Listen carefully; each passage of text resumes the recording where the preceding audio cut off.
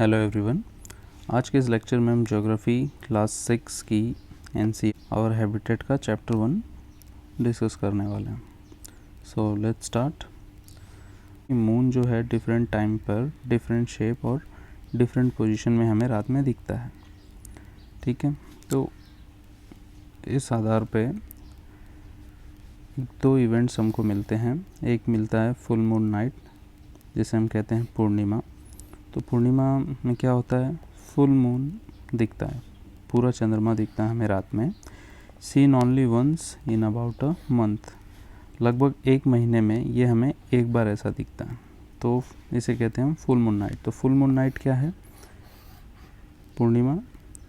इस दिन हमें चांद का फुल शेप में दिखता है। ठीक है, full shape of moon,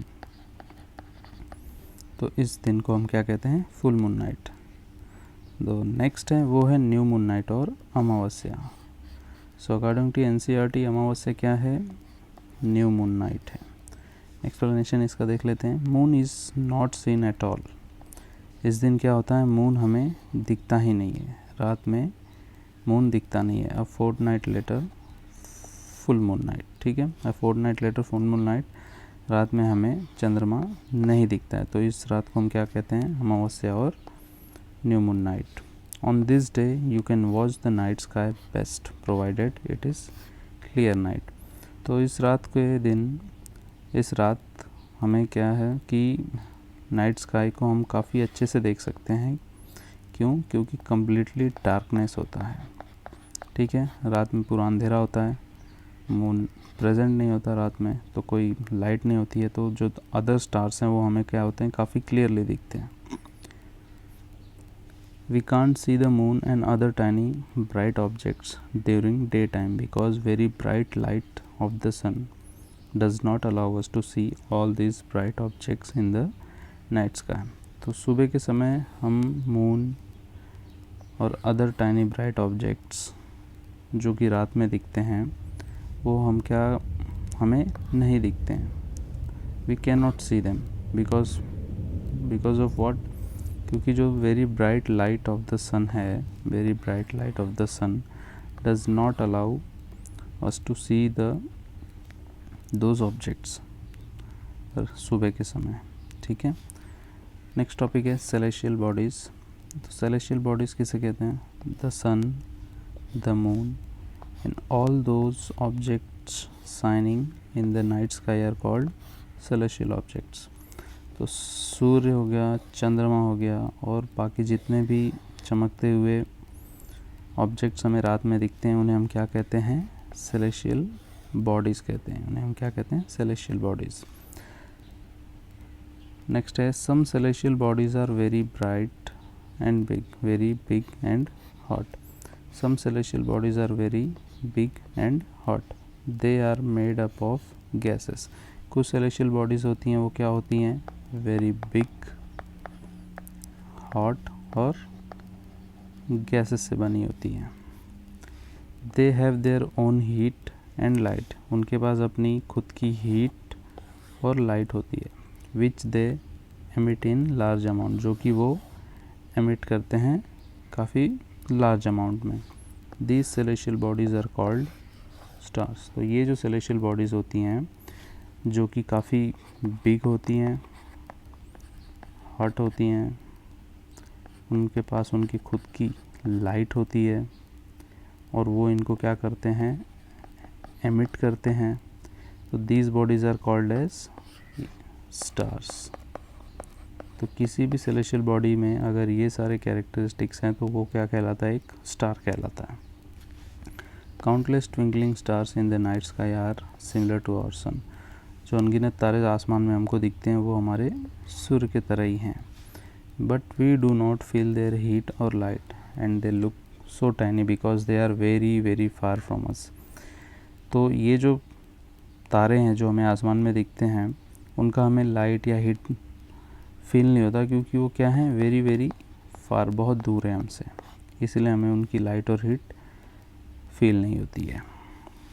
next topic है कॉन्स्टलेशंस। तो कॉन्स्टलेशंस क्या होते हैं, various patterns formed by the different group of stars in the night sky are called constellations। तो रात में जो हमें सपोज़ 4-5 तारे मिलके अब इनको हम कनेक्ट कर देंगे तो ये एक तरह का कुछ पैटर्न बना देते हैं। तो ये जो पैटर्न्स हमें मिलते हैं by different group of stars उसको क्या कहते हैं? कॉन्स्टलेशन कहते हैं। और उर्सा मेजर और big bear is one such constellation. Ursa Major और बिग बेयर जो है वो एक टाइप का कॉन्स्टलेशन है और इसे हिंदी में हम क्या कहते हैं? सप्तऋषि। और ये मोस्ट इजीली रिकॉग्नाइजेबल कॉन्स्टलेशन है इन द नाइट स्काई। तो सप्तऋषि क्या है? Is a group of 7 star, 7 stars का ग्रुप है Saptarishi, that forms part of Ursa Major constellation. ठीक है, उर्सा मेजर कॉन्स्टलेशन का एक पार्ट है। ठीक है, तो ये जो इमेज आप देख रहे हो ये है सप्तऋषि कॉन्स्टलेशन का। और आप कभी रात में आसमान में देखना तो आप इसको इजीली आप रिकॉग्नाइज कर सकते हो। ये पैटर्न आपको इजीली देखने को मिल जाएगा। ये है सप्तऋषि और Ursa Major constellation. In ancient times people use to determine direction during night with the help of stars. Ancient time में रात के समय अगर लोगों को डायरेक्शन पता करना होता था तो वो स्टार्स की हेल्प से डायरेक्शन पता करते थे। तो ये कैसे करते थे? वो यूजिंग पोल स्टार, जो नॉर्थ पोल पे स्टार होता है पोलैरिस, ध्रुव तारा जिसे हिंदी में कहते हैं, उसकी मदद से लोग अपना जो है डायरेक्शन पता करते थे। तो वो कैसे करते थे? क्योंकि जो ये पोल स्टार है वो हमेशा नॉर्थ डायरेक्शन में ही दिखता है, ये हमेशा नॉर्थ डायरेक्शन में ही रहता है। बाकी जितने भी स्टार्स हैं या अदर सेलेशियल बॉडीज़ हैं वो हमेशा अपना पोजीशन चेंज करती रहती हैं टाइम के हिसाब से, बट ये जो नॉर्थ स्टार है वो हमेशा नॉर्थ में ही दिखता है। तो इसी को देख के लोग अपना डायरेक्शन पता करते थे कि अगर इस डायरेक्शन में यहाँ कहीं पोल स्टार दिख रहा है तो ये नॉर्थ है, और उस हिसाब से फिर लोग अपना ट्रैवल करते थे। तो north star indicates the north direction. ठीक है, नॉर्थ स्टार क्या करता है? नॉर्थ डायरेक्शन, उत्तर दिशा में इंडिकेट करता है। Also called as pole star और Polaris always remains in the same position in the sky. हमेशा ये सेम पोजिशन में रहता है स्काई के। Initial 2 stars of Ursa Major constellation यानी कि Saptarishi point to the pole star. जो उर्सा मेजर कॉन्स्टलेशन थी ये वाली, इसके जो ये इनिशियल 2 स्टार्स हैं ये हमेशा पोलैरिस यानी कि पोल स्टार यानी ध्रुव तारे की तरफ पॉइंट करते हैं। तो ध्रुव तारे को पहचानने का हमारे पास क्या रास्ता है कि पहले हमें ये कॉन्स्टलेशन देखना है, उर्सा मेजर सप्तऋषि कॉन्स्टलेशन, फिर इसके ये जो 2 इनिशियल स्टार्स हैं इनकी डायरेक्शन में ऊपर देखना है और हमें यहाँ कहीं पोलैरिस दिख जाएगा। ठीक है, तो ये एनसीईआरटी की एनसीईआरटी बुक में ये इमेज दिया हुआ है, बच्ची देख रही है नॉर्थ स्टार की तरफ। यहाँ पे ये उर्सा मेजर कॉन्स्टलेशन है। इसके उर्सा मेजर कॉन्स्टलेशन के जो 2 स्टार्स हैं वो पॉइंट आउट करते हैं नॉर्थ स्टार की तरफ। और अगर नॉर्थ स्टार यहाँ है तो ये जो डायरेक्शन है ये क्या हो गई? नॉर्थ हो गई। और बच्ची के इस साइड में जो राइट साइड है वो क्या हो गया? ईस्ट हो गया। उस साइड क्या हो गया? वेस्ट हो गया। और ये जो बैक साइड जो है वो क्या हो गया? साउथ हो गया। तो इस तरह से हम डायरेक्शन का पता लगा सकते हैं using north star. Next topic है planets. Celestial bodies which do not have their own heat and light and are lit by the light of stars are called planets. तो प्लैनेट्स क्या होते हैं? उनकी अपनी खुद की हीट और लाइट नहीं होती है और lit by light of other stars होते हैं, उनको क्या कहते हैं? प्लैनेट। ठीक है, ये दूसरे प्लैनेट से इनको हीट और लाइट मिलती है, दूसरे स्टार से इनको हीट और लाइट मिलती है। Planet word comes from Greek word planetai which means wanderers. Planet word कहाँ से आया है? ग्रीक वर्ड प्लैनेटाई से आया है, जिसका मतलब क्या होता है? वैंडरर्स होता है। Earth is a planet, it gets all its heat and light from the sun. हमारी पृथ्वी क्या है? ये एक प्लैनेट है और ये अपना सारा हीट और लाइट कहाँ से लेती है? सन से यानी कि सूर्य से लेती है। If we see earth from great distance it will appear to be shining just as moon. तो हम अगर आउटर स्पेस से अर्थ को देखें तो ये भी हमें शाइनिंग चमकता हुआ दिखेगा। क्यों? क्योंकि अगर सपोज़ यहाँ अर्थ है और यहाँ पे सूर्य है तो इसकी लाइट इसके ऊपर पड़ेगी तो ये भी हमें जो हमारा मून है, चंद्रमा है, उसकी तरह चमकता हुआ दिखेगा। The moon is earth satellite. Moon क्या है? अर्थ का सैटेलाइट है, यानी कि उपग्रह है। It moves around sun. ये अर्थ के अराउंड मूव करता है, मूव्स अराउंड अर्थ है, it moves around earth. There are 8 planet in our solar system. हमारे सोलर सिस्टम में 8 प्लैनेट्स हैं। They get their heat and light from sun. ये सारे के सारे जो हमारे सोलर सिस्टम के प्लैनेट है वो अपनी हीट और लाइट कहाँ से लेते हैं? सूर्य से लेते हैं। Some of them have their own satellites too. तो कुछ जो प्लैनेट्स हैं हमारे सोलर सिस्टम में उनके खुद के सैटेलाइट्स भी हैं, जैसे कि हमारे पास मून है अर्थ का। नेक्स्ट टॉपिक है द सोलर सिस्टम। तो सोलर सिस्टम क्या है? सन, 8 planets, satellite and some other celestial bodies known as asteroid and meteoroid form the solar system। तो सोलर सिस्टम क्या है? सन, 8 planets, satellites जो इन planets के हैं, and other celestial bodies like asteroids and meteoroids। ये सारे मिलके क्या बनाते हैं? सोलर सिस्टम बनाते हैं। We often call it a solar family with the sun as its head. इसको हम एक सोलर फैमिली भी कहते हैं जिसका हेड कौन है? सन है। ये हमारे सोलर सिस्टम का एक पिक्चर है, आप देख सकते हैं। यहाँ पे सन है, then Mercury, Venus, Earth, Mars and Jupiter, और इन दोनों के बीच में एक एस्टेरॉयड बेल्ट है। Then Saturn, Uranus and last है नेपच्यून। ठीक है। नेक्स्ट आता है topic the sun. Sun is the centre of the solar system. Sun क्या है? सोलर सिस्टम का सेंटर है, ये केंद्र बिंदु है। इट इज़ ह्यूज, ये बहुत बड़ा है। Made up of extremely hot gases, गर्म गैसेस से बना हुआ है। Provides the pulling force that bind the solar system. ये पुलिंग फोर्स प्रोवाइड करता है जो कि सोलर सिस्टम को बाइंड करके रखता है, बांध के रखता है। ऑल्सो सन क्या है? Ultimate source of heat and light for the solar system है। Sun's tremendous heat is not felt by us because it is very far from us. जो सूर्य की जो एक्सट्रीम टेम्परेचर है, एक्सट्रीम हीट है, वो हम फील नहीं कर पाते। क्यों? क्योंकि ये हमसे क्या है? बहुत फार है, बहुत दूर है। और सन क्या है? 150 million kilometre away from the अर्थ है, 150 million kilometre away from the अर्थ है। नेक्स्ट टॉपिक है प्लैनेट्स। तो प्लैनेट्स हमने अभी देखा कितने हैं? 8 हैं in our solar system. In order of their distance from the sun they are, पहला है मर्क्यूरी, फिर है वीनस, फिर है अर्थ, फिर है मार्स, फिर है जुपिटर, फिर है सैटर्न, फिर है यूरेनस एंड देन है नेपच्यून। इसमें मर्क्यूरी क्या है? स्मॉलेस्ट प्लैनेट है एंड नियरेस्ट टू सन है। वीनस क्या है? अर्थ ट्विन है। तो ये क्वेश्चन भी काफ़ी बार पूछा गया एग्ज़ाम्स में कि which planet is known as earth twin, तो वो उसका आंसर हो जाएगा वीनस। देन जुपिटर क्या है? लार्जेस्ट, सबसे बड़ा प्लैनेट कौन सा है? जुपिटर है।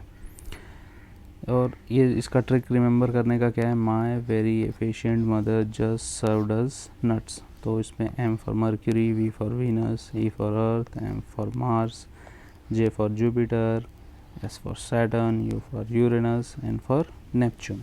ठीक है। तो ये लाइन याद करके आप ये प्लैनेट्स का ऑर्डर याद कर सकते हैं from sun. All 8 planets move around the sun in fixed path. सारे के सारे प्लैनेट्स क्या हैं? सूर्य का चक्कर लगाते हैं इन फिक्स्ड पाथ। और ये पाथ क्या है? एलोंगेटेड होते हैं और का एंड कॉल्ड ऑर्बिट्स। तो ये जो पाथ होते हैं इनको क्या कहते हैं? ऑर्बिट्स कहते हैं। Mercury takes 88 days to complete 1 round along its orbit and earth कितना लेता है? 365। तो सबसे कम कौन लेता है? Mercury, 88 days. सबसे ज़्यादा कौन लेगा? जो सबसे दूर है। कौन? नेपच्यून। नेपच्यून का सबसे ज़्यादा होगा क्योंकि सबसे दूर है। एंड अर्थ का कितना है? 365 डेज। ठीक है। एंड देन एक अदर टॉपिक है डॉर्फ प्लैनेट। तो 2006 के पहले, अगस्त 2006 के पहले हमारे पास कितने प्लैनेट थे? 9 प्लैनेट्स होते थे, जिसमें कि 9th प्लैनेट था प्लूटो। बट हुआ क्या कि रिसेंटली कई सारे ऐसे ऑब्जेक्ट्स मिले जो कि ऑलमोस्ट प्लूटो की साइज़ के ही थे, बट वो प्लैनेट्स नहीं थे। मतलब हमारे प्लैनेट्स के जो सैटेलाइट हैं जैसे कि मून, उससे भी काफ़ी छोटे थे। तो फिर ये डिसाइड किया गया कि जो भी ये नए ऑब्जेक्ट्स मिल रहे हैं इंक्लूडिंग प्लूटो, इन सबको हम एक नई कैटेगरी में डालेंगे, डॉर्फ प्लैनेट्स। ठीक है, और प्लूटो उस समय डॉर्फ प्लैनेट बना दिया गया। तो स्मॉल, इसका मतलब क्या देख लेते हैं, small planetary mass objects that orbit around the sun. Small planetary mass objects that orbit around the sun, मतलब छोटे प्लैनेटरी मास ऑब्जेक्ट्स जो कि सन का चक्कर लगाते हैं, उनको हम क्या कहते हैं, डॉर्फ प्लैनेट कहते हैं। They are smaller than 8 planets, हमारे जितने भी ये 8 प्लैनेट्स हैं उनसे स्मॉलर हैं। ये 8 प्लैनेट क्या हैं, इनके कई सारे प्लैनेट्स के जो सैटेलाइट हैं, जैसे हमारा मून है, मून से भी ये काफ़ी छोटे होते हैं। ठीक है, Pluto is a dwarf planet since August 2006, अगस्त 2006 से प्लूटो भी डॉर्फ प्लैनेट बना दिया गया है। ठीक है, बिफोर, तो इसी का एक्सप्लेनेशन यहाँ पे मैंने लिखा हुआ है। Before August 2006 Pluto was considered a 9th planet of our solar system after the discovery of other Pluto like objects. मतलब प्लूटो की तरह जो अदर ऑब्जेक्ट्स हैं, जब उनकी डिस्कवरी हुई उसके बाद एक मीटिंग हुई इंटरनेशनल एस्ट्रोनॉमिकल यूनियन की। ये इंटरनेशनल एस्ट्रोनॉमिकल यूनियन क्या है, ये बेसिकली जो एस्ट्रोनॉमर्स हैं वर्ल्ड के, तो वो सारे एक जो इकट्ठे होकर साथ में कुछ बात पे डिसीजन लेना होता है, तो उसके लिए एक बॉडी है। तो वो अगस्त 2006 में मिले और उसके बाद उन्होंने क्या किया कि एक डॉर्फ प्लैनेट की कैटेगरी बनाई और प्लूटो को उसमें डाल दिया। इसके अलावा अदर जो डॉर्फ प्लैनेट्स हैं उनके नाम आप देख सकते हो, सेरेस है, इरिस है। ठीक है, तो ये हमारा मून और ये प्लूटो और ये अदर डॉर्फ प्लैनेट्स। तो आप देख सकते हो कि ये जितने भी डॉर्फ प्लैनेट्स हैं वो मून से भी काफ़ी छोटे हैं। ठीक है, मतलब एक अर्थ का जो सैटेलाइट है ये उससे भी छोटे हैं। तो प्लूटो को इसीलिए हटा दिया गया क्योंकि ये एक सैटेलाइट से भी छोटा है। ठीक है, तो सैटेलाइट से भी छोटा है, प्लस इसके जैसे और भी कई सारे मिल गए, तो इन्होंने इसे प्लैनेट से हटा के क्या बना दिया, डॉर्फ प्लैनेट। ठीक है, ऐसे कई सारे डॉर्फ प्लैनेट्स हैं जिनका फ़ोटो मैं अभी आपको दिखाता हूँ आगे। तो ये देख सकते हो आप, ये कुछ जो मेजर डॉर्फ प्लैनेट्स हैं, ये उनकी फ़ोटो है। इसके अलावा और भी कई सारे हैं, जैसे ये आप देख सकते हो, मिया मेक है, सेडना है, ऑर्कस है, एक वरना करके भी है, ये काफ़ी तेज़ घूमता है, इसका रोटेशनल स्पीड बहुत ज़्यादा है। तो ऐसे काफ़ी सारे डॉर्फ प्लैनेट्स हैं हमारे सोलर सिस्टम में। नेक्स्ट टॉपिक है द अर्थ। अर्थ क्या है, हमने अभी देखा, थर्ड नियरेस्ट है from the sun, fifth largest है, ये आप याद रखना, सबसे बड़ा 5वां ग्रह है ये। स्लाइटली फ्लैटेंड एट पोल्स है। तो जो हमारी अर्थ है वो परफेक्ट सर्कल नहीं, हमको पता है जो ये पोल्स है, नॉर्थ पोल और साउथ पोल, ये यहाँ पे थोड़ा हल्का सा चपटा है। इसका जो शेप है वो क्या है, जियोइड है। जियोइड का मतलब होता है अर्थ लाइक शेप। और जो सबसे मेन इम्पॉर्टेंट पॉइंट्स हमारे अर्थ के बारे में वो ये हैं कि conditions favourable to support life are probably found only on earth. जो लाइफ के लिए जो कंडीशंस है, जीवन के लिए जो कंडीशंस है, वो सिर्फ़ और सिर्फ अर्थ पे ही मिलती हैं। ठीक है, कहीं और होंगी पर हमने अभी तक कोई डिस्कवर नहीं की है। इसकी डिस्कवरी हमेशा चलती रहती है। Neither too hot nor too cold, तो इसका जो क्लाइमेट है या हम कहें टेम्परेचर है, वो ना तो हॉट है बहुत ज़्यादा और ना तो कोल्ड, नहीं बहुत ज़्यादा ठंडा है ना ही ज़्यादा बहुत गर्म है, ठीक ठाक है। It has water and air, very important, most important point. Earth पे हमें क्या मिलता है, वाटर और एयर मिलता है, which are very essential for our survival. Earth और वाटर और एयर के बिना हम सर्वाइव नहीं कर सकते। अर्थ is a unique planet because of these reasons. तो ये जितने भी हमने रीजंस देखे, इन रीजंस की वजह से अर्थ एक यूनिक प्लैनेट है। प्लैनेट्स तो कई सारे हैं यूनिवर्स में, बट अर्थ एक यूनिक प्लैनेट है। ये सारी जितने भी कंडीशंस है, ये सिर्फ अभी तक हमारे अर्थ पर ही मिली हैं। ठीक है, from outer space earth appears blue. अगर हम स्पेस से कोई फ़ोटो अर्थ का देखें, जो कि जो हमारे टेलीस्कोप्स हैं या सैटेलाइट है वहाँ से ली गई हैं, तो हमें अर्थ कैसी दिखती है, ब्लू। ये क्यों दिखती है, क्योंकि most of the earth surface around 71% of earth surface is covered with water. 71% जो पार्ट है अर्थ का वो पानी पानी है। तो ये कैसी दिखती है, ये ब्लू दिखती है, और इसी वजह से इसे हम क्या कहते हैं, ब्लू प्लैनेट, है ना। अर्थ को ब्लू प्लैनेट भी कहा जाता है। नेक्स्ट टॉपिक है मून। तो हमको पता है मून क्या है। मून हमारा इकलौता सैटेलाइट है, हमारा इकलौता उपग्रह है। डायमीटर 1/4 यानी कि 1/4, 4 गुना छोटा है ये अर्थ से। 3,84,400 किलोमीटर अवे, ये 3,84,400 किलोमीटर अवे फ्रॉम द अर्थ है। Moves around the earth in about 27 days. ये एक थोड़ा याद रखना आप कि जो मून है, चंद्रमा है, वो अर्थ का एक चक्कर लगाने में कितना टाइम लेता है, 27 डेज। प्लस वो अपने एक्सिस पे स्पिन भी करता है, खुद भी स्पिन करता है, और वो एक स्पिन करने के लिए भी 27 डेज लेता है। तो इसका जो पीरियड ऑफ रेवोल्यूशन है, period of revolution is equal to its period of rotation. मतलब ये रोटेट होने के लिए एक, और एक पूरा रेवोल्यूशन, एक अर्थ के अराउंड चक्कर लगाने के लिए, दोनों में ये क्या करता है, 27 डेज लेता है। और इस वजह से क्या होता है कि हमें सिर्फ और सिर्फ एक साइड इसका दिखता है मून का, ठीक है। इस वजह से, क्योंकि इसका दोनों जो रोटेशन और रेवोल्यूशन का पीरियड है वो सेम है, इसलिए हमें सिर्फ ओनली वन साइड मून की विजिबल रहती है। तो ये एक इम्पॉर्टेंट पॉइंट है, आप याद रखना। Moves around the earth in around 27 days, take same time to complete one spin, यानी कि एक स्पिन करने के लिए भी वो 27 दिन लेता है। As a result only one side of the moon is visible to us on earth. और इस वजह से क्या है, अर्थ से हमको मून का सिर्फ एक साइड ही विजिबल है। जैसे अगर ये मून है तो ये एक साइड ही हमको विजिबल रहता है, ठीक है। बिकॉज क्यों, क्योंकि ये दोनों, इसके जो स्पिन और रेवोल्यूशन के जो पीरियड हैं वो दोनों सेम है, ठीक है। Moon does not have condition favourable for life. सबको पता है हम सर्वाइव नहीं कर सकते। क्यों, क्योंकि वहाँ पे ना वाटर है, ना एयर है, पानी नहीं है, एयर नहीं है यानी कि O2, ऑक्सीजन नहीं है, ठीक है। H2 यानी वाटर नहीं है। और उसकी जो टेरेन है, उसका जो सरफेस है, उस पर क्या है, माउंटेन्स हैं, प्लेन्स यानी मैदान्स हैं, डिप्रेशंस यानी खड्डे हैं। On it surface they cast shadow on the moon surface. तो माउंटेन, प्लेन और डिप्रेशंस क्या करते हैं कि ये परछाई बनाते हैं उसकी सरफेस पे। जो हम रात को अगर हम देखते हैं मून को, तो काफ़ी सारे हमको डार्क स्पॉट्स दिखाई देते हैं। तो वो क्या होते हैं, वो शैडोज़ होते हैं। ये एक सरफेस का उसका फ़ोटो है, नासा के उसने लिया हुआ था, नासा मिशन का है ये। तो आप देख सकते हो ये जो ऊंचा एरिया है ये माउंटेन है, ये हमारा एक प्लेन मैदान एरिया है, और ये जो खड्डे हैं छोटे छोटे आपको दिख रहे हैं ये डिप्रेशन है। तो जब भी लाइट पड़ती है तो यहाँ पे एक शैडो क्रिएट हो गई, यहाँ इसके अंदर एक शैडो क्रिएट हो गई, यहाँ शैडो क्रिएट हो गई, ठीक है। तो इसकी इस टेरेन की वजह से हमें क्या दिखते हैं, अलग मून के अलग अलग पार्ट्स में शैडोज़ बनते हुए दिखते हैं, ठीक है। और ये है मून सरफेस का एक फ़ोटोग्राफ। नेक्स्ट टॉपिक है एस्टेरॉइड्स। तो एस्टेरॉइड्स क्या होते हैं, large rocky bodies moving around the sun are called asteroids. बड़े बड़े पत्थर जो कि सूर्य का चक्कर लगा रहे होते हैं, ये समझ लो एक बड़ा पत्थर है, ये सूर्य है, तो ये भी सूर्य का चक्कर लगा रहे होते हैं प्लैनेट्स की तरह। बड़े बड़े रॉकी बॉडीज़, बड़े बड़े पत्थर, तो उन्हें हम क्या कहते हैं, asteroids. They are found between orbits of Mars and Jupiter.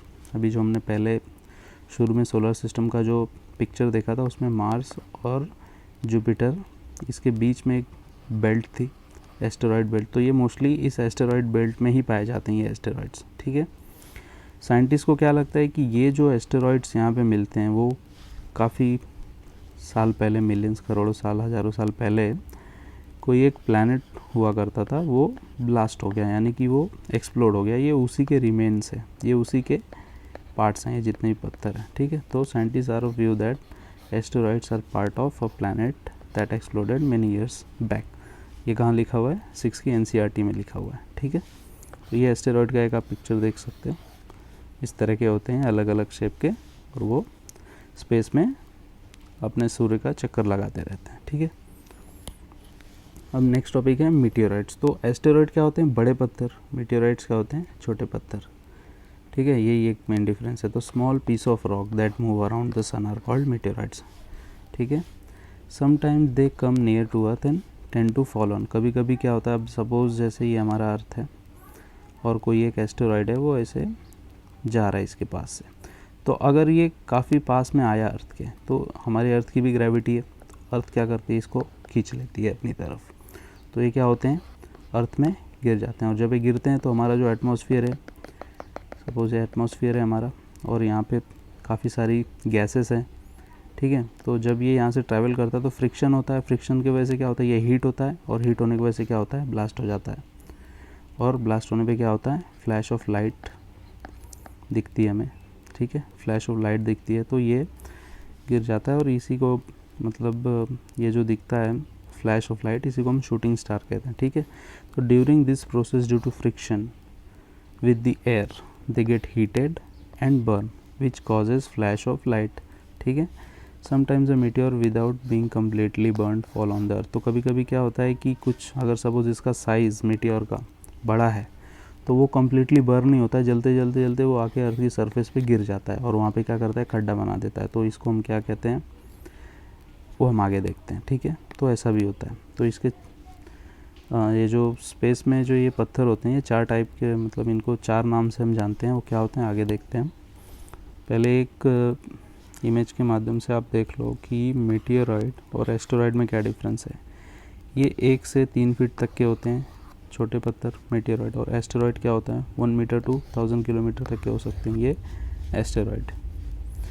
अब जो मैंने बोला आपको 4 अलग अलग नाम से हम लोग इनको बोलते हैं, तो एस्टेरॉइड क्या होता है, large rocky bodies in space orbiting the sun, ठीक है, बड़े रॉकी बॉडीज़ सन को ऑर्बिट कर रहे होते हैं। मीटियोराइट क्या होता है, मच स्मॉलर रॉक और पार्टिकल ऑर्बिटिंग अराउंड द सन, छोटे रॉक या छोटे पार्टिकल जो कि सन को ऑर्बिट करते हैं उनको मीटियोराइट कहते हैं। अब मीटियोर क्या होता है, यही मीटियोराइड जब अर्थ में एंटर करता है और शूटिंग स्टार हमको दिखता है तो हम उसको कहते हैं मीटियोर, ठीक है।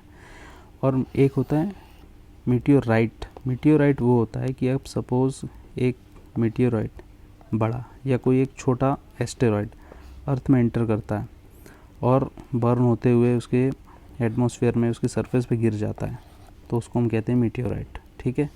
तो इफ़ अ स्मॉल एस्टेरॉइड और large meteoroid falls on the earth surface without getting completely destroyed in earth atmosphere is called what, meteorite. तो ये चारों में आप, ये काफ़ी हमको टीवी वगैरह में कहीं भी आपको काफ़ी ज़्यादा सुनने में मिलेगा न्यूज़ में।